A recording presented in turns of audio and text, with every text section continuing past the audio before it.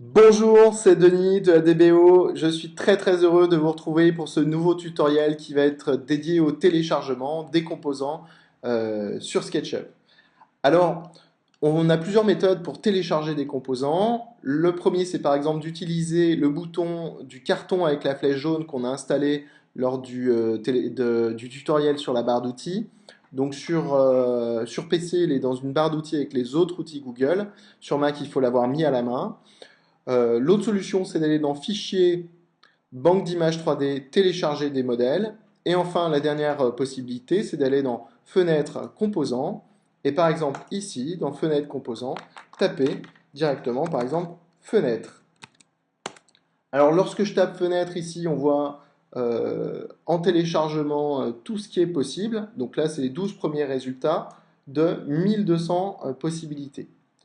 On va regarder maintenant si je tape Windows. Si je tape Windows, on constate que j'ai 12 000 résultats, donc à peu près 10 fois plus. Donc on peut taper en allemand, en portugais. Globalement, la langue où on va trouver le plus de composants, c'est l'anglais. Donc je vais cliquer sur le modèle qui s'appelle Windows par Arcon. Je clique dessus. C'est Acorn d'ailleurs. Et là, je me retrouve avec au bout de la souris le composant.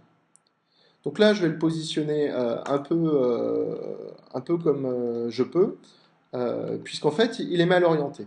Je vais fermer ma fenêtre de composant. Avec l'outil déplacer, vous voyez que mon composant, lorsque je survole la boîte bleue au-dessus, il y a des petites croix rouges ici, là, là, là et là.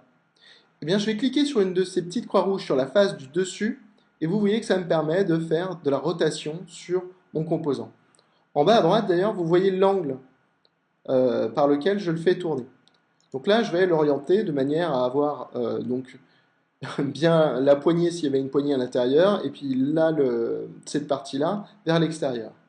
Très bien.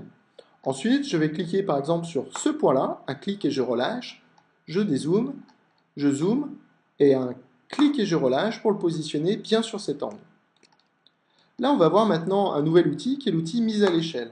L'outil mise à l'échelle permet de faire des mises à l'échelle, soit dans un plan, si je clique sur la petite poignée qui est bien sur la face, soit sur deux axes, si je clique sur une poignée verte qui est sur une arête, ou une homothétie régulière, si je clique sur une poignée verte qui est sur un angle. Alors, là ici, pour le coup, je vais saisir par exemple cette poignée verte-là, un clic et je relâche, et je vais cliquer sur cet angle ici. Et comme ça m'a permis de faire une mise à l'échelle que dans un sens. Pour faire la mise à l'échelle dans l'autre sens, je pourrais par exemple prendre cette poignée-là et cliquer sur ce point-là. Le problème, vous le constatez, c'est que mes traverses ici sont devenues complètement affreuses. Donc je vais annuler. Et souvent, la question qu'on se pose, c'est est-ce qu'on peut modifier les composants qu'on a téléchargés? La réponse est oui. C'est ce qu'on va faire maintenant. Donc je prends l'outil sélection, donc barre d'espace, je double-clique une première fois sur ma fenêtre, je fais un clic et je m'aperçois que je suis à nouveau sur un composant. Donc je double-clique à nouveau. Là, je clique et j'arrive à sélectionner des arêtes. À partir de là, je vais donc faire une fenêtre de sélection ici pour attraper tout ce qui est en haut, prendre l'outil sélection, un clic et je relâche, et je vais aller jusqu'en haut ici, et je clique précisément ici, sur le point haut de mon mur, et j'ai mis à l'échelle ma fenêtre. Alors on voit que les petits carreaux ne sont pas restés.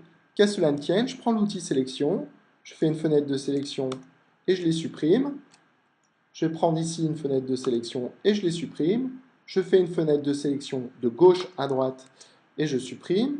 Je fais encore une fenêtre de sélection de gauche à droite et je supprime, etc.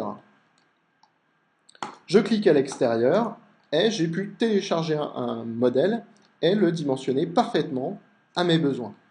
Allez, on va voir d'autres techniques autour du téléchargement de modèles dans le prochain tutoriel. C'est pour cette raison qu'il faut cliquer sur abonner dans la page YouTube pour vous abonner à nos vidéos. N'hésitez pas aussi à cliquer sur j'aime, pour nous ça nous apporte des encouragements, donc le bouton j'aime il doit être juste au-dessous ici. À bientôt pour de nouveaux tutoriels.